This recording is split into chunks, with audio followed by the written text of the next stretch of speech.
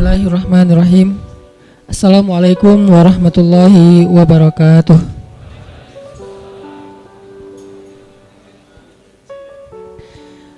Alhamdulillahirabbil alamin, nahmaduhu wa nasta'inuhu wa nastaghfiruh wa na'udzu billahi min syururi anfusina wa sayyiati a'malina. Asyhadu an la ilaha illallah wahdahu la syarikalah wa asyhadu anna Muhammadan abduhu wa rasuluhu la nabiyya ba'dah. Allahumma salli wa sallim wa barik ala sayyidina wa habibina wa maulana Muhammadin wa ala alihi wa sahbihi wa man tabi'ahu ila yaumiddin. Teman-teman yang dirahmati Allah Subhanahu wa taala, kullu am wa antum bi khair. Semoga sepanjang tahun kita berada dalam kebaikan.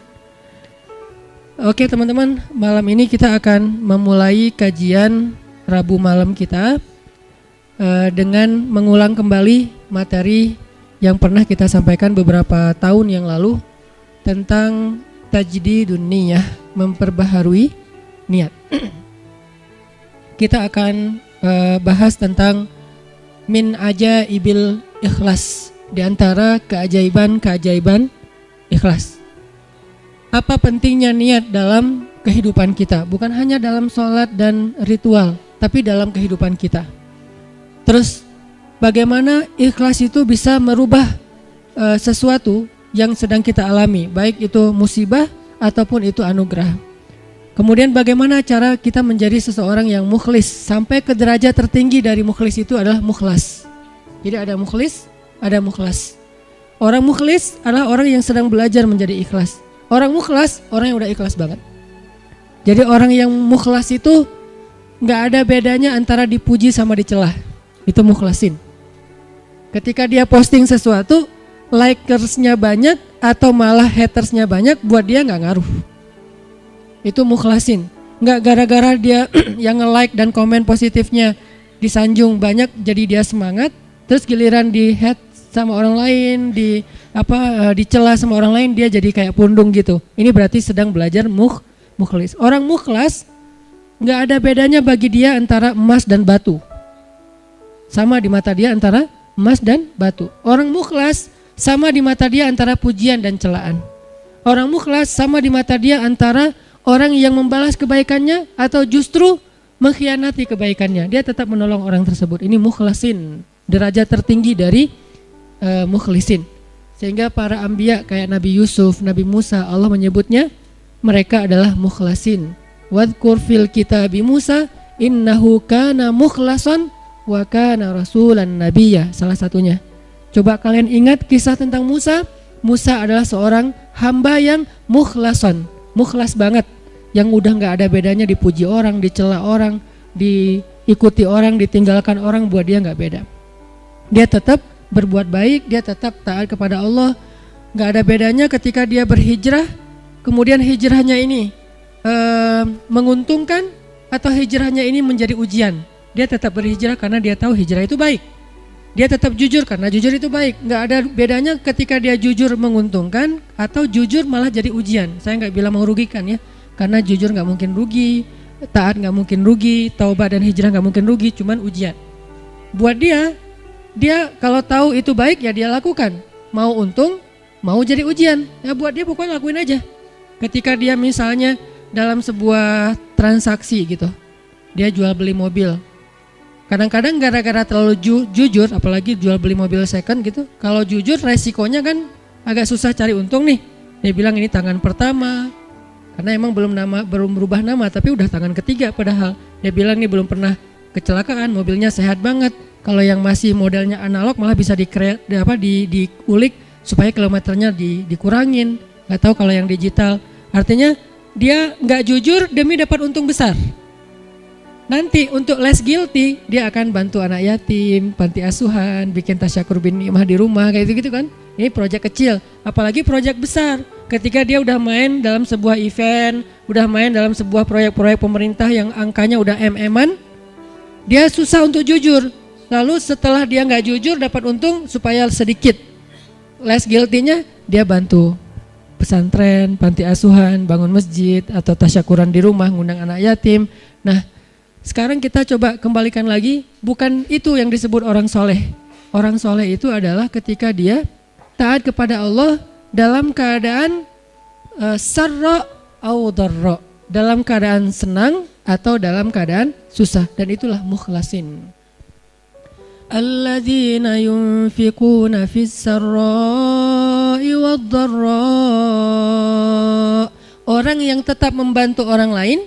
Yunfik itu kan bukan hanya ngeluarin duit ya, tapi inti dari yunfik atau infak itu adalah ngebantu orang. Kalau kita ngeluarin duit tapi nggak membantu orang, itu namanya juga yunfik, tapi yunfik untuk dirinya.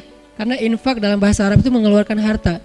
Cuman identiknya mengeluarkan harta di sini artinya bantu orang lain. Dia tetap bantu orang lain fis sarra au dharra. Fis sarra ketika dia lapang rezekinya, au dharra ketika dia juga lagi terlilit hutang, dia juga lagi susah. Dia juga belum makan tapi ngasih makan orang lain. Ini ringan. Yang berat itu adalah ketika ujiannya perasaan. Dia tetap bantu orang itu walaupun orang itu mungkin melupakan kebaikan dia. Dia tetap bantu orang itu walaupun orang itu adalah pernah nge-unfollow dia. Dia bantu orang itu walaupun orang itu ngeblok dia. Yang lebih berat lagi, dia bantu orang itu walaupun orang itu pernah mutusin dia. Dan saya juga belum kalau itu masih mukhlisin, belum mukhlasin. Mukhlisin lagi belajar ikhlas, belum benar-benar jadi orang yang ikhlas. Bisa nggak kita ngelakuin satu kebaikan tanpa lagi membedakan antara efek dari kebaikan itu nguntungin atau justru menjadi ujian. Nah ini kalau udah nggak ngaruh lagi efek itu, insya Allah kita udah menjadi hamba yang mukhlason. Kalau yang mukhlason, maka setan udah nggak bisa lagi nggodain kita. Karena ketika setan berakad dengan Allah setelah Allah memarahinya gara-gara nggak mau sujud kepada Adam, kemudian kata setan, akan saya goda hamba-hambamu selama saya masih ada di dunia, kecuali hambamu yang mukhlason. Itu nggak bisa digoda sama setan. Kenapa? Mau goda pakai apa? Udah nggak ada bedanya di dia antara nikmat dunia dengan ujian dunia. Dia cuma tahu ini taat, ini baik, ini halal, dia kerjakan. Mau itu untung, mau itu jadi ngerugiin dia dalam tanda petik, mau itu malah buat orang meninggalkan dia lakukan dengan akhlak yang tetap santun. Ini yang kita belajar dari menjadi seorang hamba yang ikhlas, menjadi seorang hamba yang mukhlas, sampai akhirnya kita lebih mudah melakukan kebaikan. Kayak misalnya kan ujian buat kita tuh kadang di keluarga aja. Ada anak yang bilang, Ustadz, memang masih pantas saya berbakti sama ayah yang dulu pernah ninggalin saya, nggak nafkahin saya, zalim sama saya, pernah nyakitin fisik saya, dan segala macam. Kan ada pertanyaan gitu kan kita sebagai anak. Padahal nggak usah nanya gitu juga, yang namanya orang tua pasti berjasa dalam hidup kita. Dan sepanjang hidup kita berbakti kepada mereka, itu belum bisa ngebayar satu aja pengorbanan mereka untuk kita. Sama kayak seorang istri kepada suami, begitu juga anak kepada orang tua. Tanpa bertanya gitu, apalagi sampai nanya. Kalau sampai misalnya kita berpikir, ayah saya pernah zalim sama saya, ibu saya pernah zalim sama saya dengan berbagai macam kasus, maka jawabannya kalau dari angle konten kita malam ini, mau jadi orang yang mukhlas atau mau jadi orang yang pamrih. Kalau mau jadi orang yang mukhlas, gak ada bedanya. Asalkan itu adalah berbakti kepada orang tua. Apapun orang tuanya, mau orang tuanya baik atau menurut dia gak baik, yang namanya Allah suruh berbakti, ya saya berbakti. Orang saya kan ngelakuinnya karena Allah. Berakadnya kepada Allah, bukan kepada makhluk. Itu kan inti dari ikhlas. Berakad dengan Allah, bukan berakad dengan makhluk. Kalau berakad dengan Allah maksudnya apa?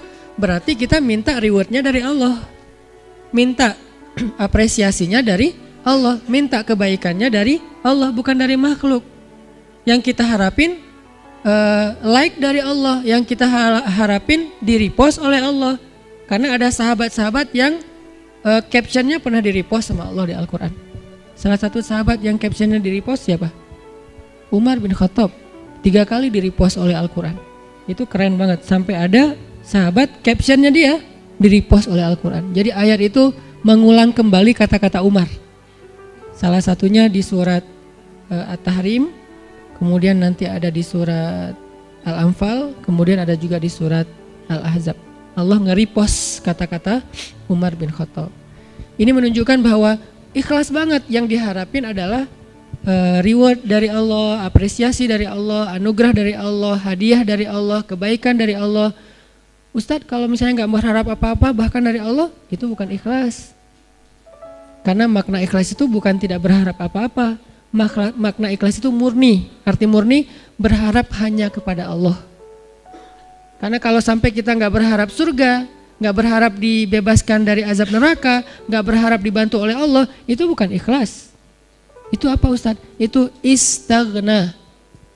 Ini ada sedikit yang harus kita perbaiki dari persepsi tentang makna ikhlas. Apa bedanya ikhlas dengan istaghna? Kalau ikhlas tidak berharap kecuali kepada Allah. Kalau ke Allah dia berharap surga.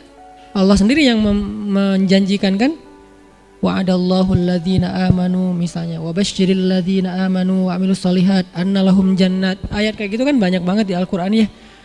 Allah menyediakan untuk mereka ampunan, Allah menyediakan untuk mereka surga, Allah menyediakan untuk mereka kebaikan. Wa may yattaqillaha yaj'al lahu makhraja wa yarzuqhu min haitsu la yahtasib, yukaffir anhu sayyiati wa yu'dhim lahu ajra, yaj'al lahu min amrihi yusra. Ayatnya banyak banget. Kalau Allah udah nawar-nawarin terus kita bilang, "Dah saya mah enggak butuh itu." Itu namanya istaghna. Istaghna arti bahasanya merasa enggak butuh. Terjemahan lebih umumnya lagi, sombong. Jadi kalau kita enggak berharap apa-apa ke Allah, justru Allah tuh enggak suka. Bukan Allah salut. Hebat ya hamba ini ya, ngelakuin kebaikan enggak berharap apa-apa. Enggak. Itu Allah enggak suka. Kalau kita ke teman, kita suka. Karena ketika dia berharap sesuatu ke kita jadi beban. Kalau Allah itu enggak jadi beban. Jangan samakan Allah dengan makhluk. Ketika kita berharap terus Allah jadi beban. Ntar dulu saya mau cuti, kenapa? Bebannya banyak banget, semua orang berdoa ke saya. Kan gak gitu Allah. Masa ketika kita berdoa Allah jadi beban? Bukankah Allah berfirman, kulla yaumin huwa fi sya'an. Setiap hari Allah sibuk, walaupun sibuk, wala ya'uduhu hifzuhuma. Allah gak pernah kerepotan. Wala ya'uduhu hifzuhuma. Allah gak pernah kerepotan untuk memelihara, menjaga dan memberikan hak huma, langit dan bumi dan apa yang ada di dalamnya. Jadi ikhlas itu bukan gak berharap apa-apa teman-teman. Ikhlas itu tidak berharap kecuali kepada Allah saja. Ke Allah berharap surga. Ya Allah beri saya surga. Sampai Nabi bilang, kalau kalian minta surga, mintalah surga Firdaus yang paling tinggi. Jadi puncaknya Firdaus. Apakah Nabi kurang ikhlas? Bukankah ikhlas kita belajarnya dari Nabi? Adakah yang lebih baik ikhlasnya daripada Nabi? Tidak ada. Bahkan para anbiya pun belajarnya kepada Rasulullah seandainya mereka sezaman. Bukti mereka Nabi lebih baik dari mereka apa? Semua Nabi itu nggak mention Nabi Muhammad. Semua Nabi dari mulai Nabi Adam, Nuh, apalagi Rasul ya, Nuh, Musa, Ibrahim, semua Nabi dan Rasul pernah mention tentang @Muhammad_Abdullah. Semua pernah mention di postingan mereka. Bahkan banyak kayak Musa sering, Nabi Ibrahim bahkan dalam doa-doa beliau nggak mention Nabi kan. Sehingga Nabi Muhammad itu udah dikenal dari sejak zaman Nabi Adam. Kapan ya Muhammad datang? Lewat satu zaman, belum muncul. Lewat zaman kedua, kapan ya Muhammad yang dimention itu datang? Jadi setiap umat yang soleh pasti nungguin Rasulullah loh. Umat Nabi Adam nungguin Nabi Muhammad, umat Nabi Nuh nungguin Nabi Muhammad. Tapi mereka tahu bahwa Nabi ini akan muncul, cuman gak tahu kapannya. Ternyata beruntungnya kita, beliau muncul dan kita menjadi umatnya. Yang pengen jadi umat Nabi Muhammad itu bukan cuma kita teman-teman. Semua umat Nabi itu pengen jadi umat Nabi Muhammad. Walaupun mereka gak bilang, aduh nyesel jadi umat Nabi Musa. Gak gitu juga sih. Mereka menghargai Musa, cuman mereka juga kayak berandai-andai punya wish gitu ya. Bisa gak ya jadi umat Nabi Muhammad? Kenapa? Karena Nabi Muhammad ini paling keren, paling luar biasa. Ya Sayyidul Anam. Bukan cuma Sayyidul Anbiya, Sayyidul Anam, pemimpinnya semua manusia. Bahkan malaikat juga ikut kepada Rasulullah SAW gitu. Para Anbiya sholat di Masjid Al-Aqsa diimamin oleh Rasulullah SAW. Jadi nggak ada orang yang lebih baik dalam masalah agama daripada Rasul. Kalau Nabi mengajarkan kita tentang mengharapkan kebaikan kepada Allah dan itu masuk dalam bagian ikhlas, berarti kalau ada orang yang gak mengharapkan lalu merasa paling ikhlas, ini pasti ada yang miss nih tentang pemahamannya. Enggak, tetap berharap, ya Allah masukkan saya ke surga. Bahkan doa kita sebelum kita salam, salah satu yang diajarkan apa? Allahumma inni a'udzubika min azabi jahannam wa min azabil qabr wa min fitnatil mahya wal mamat wa min syiddatil fitnah wa min syarri fitnatil masiihid dajjal. Atau doa yang dibaca sama Bilal terus di like sama Nabi itu apa? Yang diposting sama Bilal. Allahumma inni as'aluka ridhaka wal jannah wa a'udzubika min sakhatika wan nar. Itu kan postingan Bilal ya. Yang first like-nya malah Rasulullah. Lalu yang lain pas ngeliat Rasulullah nge-like pada nge-like juga. Akhirnya malah di save gitu postingan Bilal dan dihafal. Kemudian di repost sampai zaman kita sekarang. Isinya apa itu? Meminta dan berlindung. Berarti mengharapkan kan? Meminta berarti mengharapkan surga dan ridho Allah. Berlindung berarti mengharapkan terbebas dari neraka dan kemarahan Allah. Ini berarti ikhlas. Jadi kalau kamu kenapa puasa? Biar ujian nasionalnya lancar. Oh nggak ikhlas tuh. Ikhlas kalau berharapnya ke Allah. Kenapa tahajud? Biar nilainya bagus. Ikhlas kalau berharapnya ke Allah. Kenapa ini? Karena ini. Kenapa ini? Baik urusan dunia maupun urusan akhirat selama halal ya. Karena kalau kenapa sekarang kamu rajin tahajud? Biar gua bisa dagangannya laku. Padahal dalam berdagang dia banyak curang. Ini nih agak klise nih. Klise sekali ya, mirip-mirip dengan orang Khawarij di zaman sahabat. Sampai Nabi bilang gini, ini klisenya Khawarij ya. Kalau di zaman kita menurut sebagian besar ulama dan saya sepakat dengan itu seperti ISIS. Klisenya Khawarij itu apa?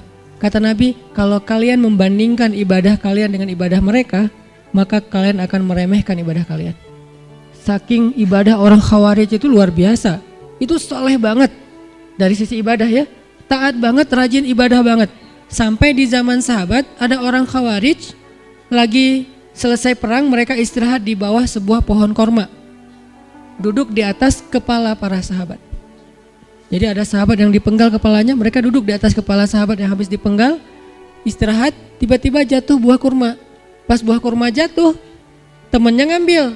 Kata temannya yang lagi duduk di atas kepala sahabat bilang, jangan makan, itu kan bukan hak kita karena kita belum minta izin kepada pemilik. Giliran satu butir korma, mereka mikirin halal haram, tapi di bawah mereka lagi didudukin kepalanya para sahabat yang dijamin masuk surga. Klise kan? Ini yang sering terjadi. Kadang-kadang kita dari satu sisi ahli ibadah, malam tahajud, siang puasa, tapi komen di sosial media masih istilahnya gibah, buka aib, apa-apa segala macam. Ini berarti kita kayak agak sedikit aneh gitu kesolehannya. Nah, termasuk orang yang pengen jadi orang baik tapi nggak mengharapkan apa-apa. Sampai ada syair dan saya agak kurang setuju dengan syair ini, mengatakan, ya Allah, kalau saya berbuat baik karena pengen surga, tutuplah pintu surga itu dari saya, gitu kan ya. Kalau saya beribadah karena takut neraka, masukkanlah saya ke dalam neraka. Saya melakukan itu hanya karena cinta. Terkesan hub, al-khauf dan ar-roja itu tiga hal yang bertentangan. Padahal tiga hal ini tiga-tiganya bagian dari iman. Hub, cinta, bagian dari iman. Kita harus mencintai Allah lebih dari segalanya. Khauf, takut kepada Allah, bagian dari iman. Sampai Nabi mengatakan, Ra'sul hikmah makhafatullah. Puncaknya orang yang berilmu itu takut sama Allah. Jadi orang yang paling takut pada Allah, yang paling banyak berilmu. Innama yakhsyallaha min ibadihi al-ulama. Orang yang paling takut kepada Allah di antara hambanya adalah orang yang berilmu. Begitu juga dengan ar-raja. Siapa yang mengharapkan kebaikan di sisi Allah, maka dia mendapatkan apa yang dia harapkan, termasuk niat. Maka yang paling tepat di antara makna ikhlas, ikhlas itu tidak berharap kecuali hanya kepada Allah. Kalau berharap kepada Allah, itu semuanya ikhlas. Kalau nggak berharap apa-apa dari Allah, namanya istaghna. Dan ayat tentang istaghna, kalla innal insana la yatgha ar-ra'ahu istaghna. Manusia itu akan banyak berbuat dosa ketika dia merasa dirinya serba cukup, nggak butuh lagi kepada Allah SWT.